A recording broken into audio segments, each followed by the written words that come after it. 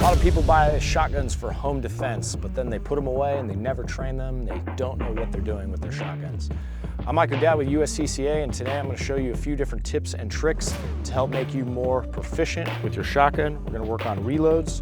We're going to work on the parts and nomenclature and the things that you need to know to help keep your family safe. Now, the first question a lot of people ask is, do I go pump or semi-auto when buying a shotgun? And my answer to you is it really doesn't matter. A benefit of having a semi-auto is that it does shoot a little bit faster, but you can fire these things quite fast, at least fast enough for any engagement. The nice thing about a semi-auto, there's fewer moving parts. It's a little bit easier to manipulate. Think about it like driving a stick shift versus an automatic. When the stick shift is out of gear, I can put it back in a little bit easier, but also I can't shift quite as fast as I could if it was an automatic. The shotgun I'm using today is a Remington 870 pump that I've had for a while. A few of the things that I've done to this are aesthetic, but with a shotgun it actually is quite functional. So what I did was I Cerakoted the outside, and now I pretty much never have to clean this thing except for a few of the internal parts. Highly recommend that.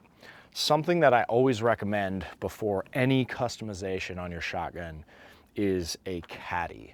The shotgun side caddy, the one I'm using today, is a rigid caddy, and it holds 6 shells. Now, if you don't have anything like this, you'll be forced to wear some kind of caddy that stays on your hip, but you're not always gonna have that. This I will always have, so if I get into a reload situation, I'll always have extra rounds, and that's very, very important. I've got some Magpul, buttstock Magpul pump handle on it. And this is nice because it has a raised cheek, so it puts my cheek and eye line directly onto the sight every time. And then lastly, I have a couple sling mounts. I've got a front sling mount that came with the gun, and then I have a single point sling mount here at the rear. This is great if I want to train with this, transition with it, if I want to sling it on my back. Very, very important to have that. So sometimes I get asked about grips, either the vertical grip here at the trigger or a vertical grip on the pump. Now, I prefer to have a regular grip like this, kind of more of a rifle angle. It allows me to turn the gun over for reloads or throw it on my side much easier, and there's no grip that gets in the way of my hand movement. All right, then lastly, people always want to know about barrel length and how many rounds they should be holding. Well, there are a lot of home defense shotguns that are very short tubes. They only hold maybe 3 or 4 rounds. This tube will hold 6. And then 1 in the gun. That's a significant amount. There's newer shotguns that have extra barrels, like the IWI. They hold way more shotgun shells. That's just a different breed of shotgun. Those shotguns hold a lot, but they're just much harder to reload if you ever did need a reload. These hold fewer, but they're much, much quicker to reload. My recommendation is go with what you are willing to train with and stick to that. Remember, what is the purpose of your shotgun? Is it for home defense? If yes, the shorter the barrel is probably going to give you a better advantage for moving around spaces. But for this barrel, this one is stock and it is short enough where I can move around spaces in my house and not have to worry about hitting into door jams without creating this really long, cumbersome barrel that I have to sweep through and potentially get into a fight with something that protrudes through a doorway. And lastly, there's another type of shotgun that we haven't really addressed, and that's kind of the break barrel shotguns, whether it's an over-under or side-by-side. Those are great, great shotguns for sporting. They're great for skeet, but they only hold 2 shots. Can you defend your home with it? Yeah, of course. Any firearm you could defend your home with. But 2 shots is really not enough for any kind of an engagement that's sustained. I wouldn't recommend it, but it is better than nothing. If you're running with a break action for home defense, I would absolutely recommend that you have some way of carrying extra shells, either in a caddy form or something that's on you. All right, now something to note on shotguns is every shotgun has the same old grandfather shotgun safety built into it. And it usually comes right about here, and it's a red is dead, meaning red you can shoot, and black is on safe.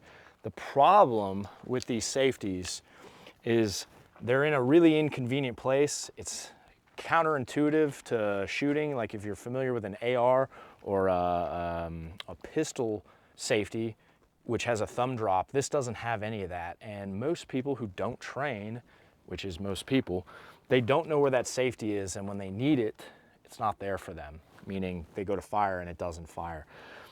I run my shotguns the way I did in the teams and the way we trained it and the way we all did in Special Forces, which was having the safety off, not using the safety, and using something called breacher safe. Now this is actually more safe than using a safety, is having a round not chambered. So right now I don't have a round chambered in there. I close the chamber and then I feed the tube with my shells. So I feed the tube with my shells, and now this is how I store it at my house. This is how I would store it in my safe. This is how I'd run this on my back when I was a breacher. And this allows the rounds to be stored in the tube, rounds stored in the caddy, but nothing in my chamber. That way I don't even need to run the safety and worry about if I forget it, don't forget it, if it gets hit on, if it gets hit off. It's an ultra, ultra safe of running a shotgun. So when I pick up the shotgun in the middle of the night, I grab right here by the trigger guard, I grab over the top, because all shotguns have basically your bolt release here and your safety all in the same place, and I can feel for it in the middle of the night. This allows me to understand what's the status of my gun. And since I know I run breacher safe, something goes bump in the middle of the night, I grab the trigger guard, I press that action release there, and now I've chambered a round. That does two things. Loads the gun, now I'm ready to fight. And the second thing, it gives that audible rack, allows anyone in my house or anyone in shot of hearing to hear, oh man, something's on, that shotgun's ready to go. It's important to know that if you run breacher safe, you are not using the safety, so you pretty much ignore that. And now that you know that you have a round chambered, this gun is hot, and your trigger finger must have the discipline that it always has on your trigger. So the question that'll probably come up in the comments is, why would I use breacher safe if I can just understand the safety? Well, you absolutely can. You can understand the safety. In my experience training people, and I train hundreds of people every single month, is the safety is the most overlooked aspect of a shotgun, and people don't train shotguns regularly. Even Special Forces guys, competition shooters, they shoot pistol and they shoot rifle. Very few people actually have enough muscle memory with a shotgun where they'll remember this safety during a stressful situation. Myself included, but myself included because I train breacher safe. Regardless if you train breacher safe or regular, you have to have the muscle memory to train with the status of your gun. So if you are gonna go round in the chamber and tube, full tube, just remember, this safety right here is gonna get you. So you grab that trigger guard in the middle of the night, you're gonna wanna engage that safety off because it's not on a thumb release and it's much slower and harder to find. All right, so I'm gonna go over some positioning when you're shooting. It kicks a lot more than most guns, especially if you have some kind of wooden buttstock. This one has a nice cushiony shell on the buttstock, so it feels a lot better, but it's still a 12 gauge. You run a 12 gauge, do you run a 20 gauge, do you run like a 410? Well, if you're running a big 12 gauge, this thing's gonna kick like a monster, so hopefully you have some kind of cushion, but your body position is really what's gonna help. All of the gear in the world that you buy isn't gonna make up for the actual body position that you use. Even the most abrasive of buttstocks can still be overcome with body position. So I see a lot of beginners or people who just come out for a weekend to shoot and they put the buttstock in their shoulder, and that's gonna give you that real bad kick and bruise that makes it hard to move your shoulder the next morning. Where I wanna put this buttstock is straight in the space of my chest, where my chest and the shoulder meet, like under that collarbone. And I shove the buttstock right in there. And when I have this and I have my square body position, my left hand is actually pulling into my chest.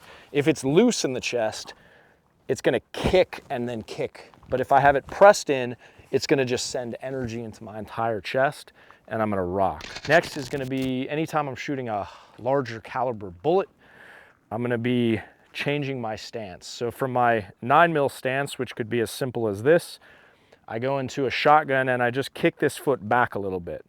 I'm not blading off necessarily, I'm just kicking my foot back and staying square to the target and pulling in here. And then lastly, at my hips, I'm just slightly leaning over my hips just a little bit forward to keep my weight. The higher up we go in caliber, the more I lean forward, the more I kick my leg back. All right, breacher safe. Now I load one in the chamber. So you might notice when I fire the shotgun, the first thing I do after the click, I throw the round out. It's really important that you get the round out as fast as possible so it doesn't swell open and get jammed. Sometimes that happens, it gets jammed. And then I send it forward. Immediately following a shot, racking it back and then forward is the most important muscle memory you can have when running a pump shotgun. What you see in training all the time is people will fire, then there's not another engagement, they'll forget to rack it out, and then there's another engagement and they go to fire. If it becomes your muscle memory where the moment it goes click, you rack, you'll never have that issue. That is a pro to having a semi-auto. You don't have to think about it. But once again, it can be totally overcome through muscle memory. There's no way I can pull this trigger without racking. It's just something I do every time inherently. Here's what I consider to be the most important reload drill that you can do with your shotgun. It's called a top reload. Top reload referring to I'm going to feed the top, or I'm going to feed the chamber rather than the tube. Think of this as like a combat reload. With your pistol, you throw the mag in. With your rifle, you throw the mag in. Well, since you don't have a magazine with these shotguns, you're gonna feed the chamber so you get one in immediately. So what we're gonna do is, I have one shot in there. I'm gonna take my shot and it goes empty. I feed the tube and then I'm ready to go. So we'll do this several hundred times just to build those muscle memory reps. And this is something you can do in dry fire. Take a look. So I take my shot, open the tube, go over, feed it, open the tube, go over, feed it, open the tube, go over, feed it, open the tube, go over, feed it. Now, you might be asking, well, I prefer going under, or I've seen going under. Can you do that? Absolutely. If you have an auto loader shotgun, a semi-auto, you're gonna want to go underneath. For me with this, I don't have a button release, so it's just as fast for me to go over and send or under and send. So I built my muscle memory to go over. But you can do it under. In fact, I would recommend going under if you have an auto loader shotgun. And all I would do differently for those is set my shells facing downward, and then I would go underneath. So I would grab from here, I would hold here and feed underneath. So I would open, feed underneath, open, feed underneath. So that's how you do it. That is a top load, whether you go underneath or over. All right, so a quick fine point on how you do those reloads. If I want to go over the top, I have my shells facing up. If I want to go down underneath, I have my shells facing downward, at least the brass portion. I'm looking for a touch point that gives me consistency every single time. So as I open my breech, this hand pump actually puts my hand exactly where it's supposed to be. For you and your shotgun, it may be slightly different, but you need to find a touch point where your hand comes over the top or comes underneath consistently at the same point every single time. Here's one drill you can do with your shotgun to practice your bottom loads. Now when I say bottom loads, I'm referring to the tube itself, not the chamber. So the chamber, we're gonna load, send it, and then we're gonna load the tube. This is a way you can do it tactically in case there's still a threat down a hallway. You've just gone dry in a gunfight. How do we get back on target quickly? And then how do we sustain while keeping eyes and muzzle on target? Here we go. So I take my last shot, boom, and the gun goes dry. I open the chamber. I feed one top load over the top or underneath, whichever you prefer. I go over the top, send. Now I have one round in the chamber. That one round is gonna give me what I need to defend what I'm defending right now. Then while I keep this muzzle down range, I'm gonna start grabbing from the bottom feeding tubes that I have on my caddy. So I reach down and I go thumb, push. I reach in and I go thumb, push. Reach in, thumb, push. Reach in, thumb, push. Now I've just loaded 4 more shells, so I have a total of 5 shots ready to go. All right, something that's important to note is for me on my caddy, I actually line up my caddy with intent of top loads and bottom loads. So for this drill, I stack more bottom loads because that's what I'm training. How you set this up is important to you and what you anticipate and what you feel is gonna make you the safest. For me, I keep a couple up quickly and I keep a couple for down quickly. Now, when you're training, highly recommend practicing your reloads, whether it's dry fire or live fire. I highly recommend practicing with your eyes closed. Not taking the shots, that's unsafe, but actually loading your rifle, loading your shotgun, loading your pistol with your eyes closed, because the statistics will tell you that if you're operating this in your home in a home defense situation, you will not always have proper lighting and you won't always be able to see what you're doing. So when you practice inside your garage with the lights bright, that's not the real situation. Practice with the eyes closed. So I'll do the same drill where I'll feed the tube, but now my eyes are closed or I'm looking away. Okay, now, so those dual and quad loads, anyone can do them. They're not that hard. I practiced for like an hour in my garage and then I'm set. You can too. Here's how you do it. When you roll over, doesn't matter, right hand or left hand, this is how you grab.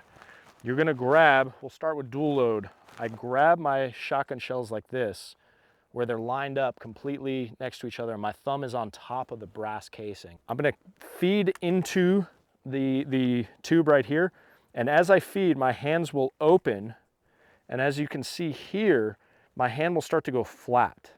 My thumb is still feeding the train, but my palm has to go flat. And if it goes flat, there won't be a break in the train. The two cars will stay in unison. If my hand stays curled, then there'll be a break in the train and it'll all fall apart. And that's the most common mistake people make. They'll grab the train, their hand will stay curled, and then all the shells go out. But if I grab the train and I keep my hand flat, it feeds in right away on the first try. So when working a quad load, it's kind of the same thing, but now I'm grabbing all four. So I grab all four.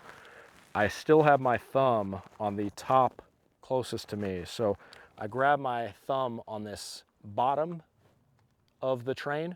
And what I'm gonna do is I'm gonna feed the bottom train, then the top train. So a quad load is technically just two dual loads. So I grab this top train and I feed it through, and then I grab this second train and I flatten my hand and I feed it through. Now I got 4 rounds that just went in the time it would take most people to just feed, feed, feed, feed.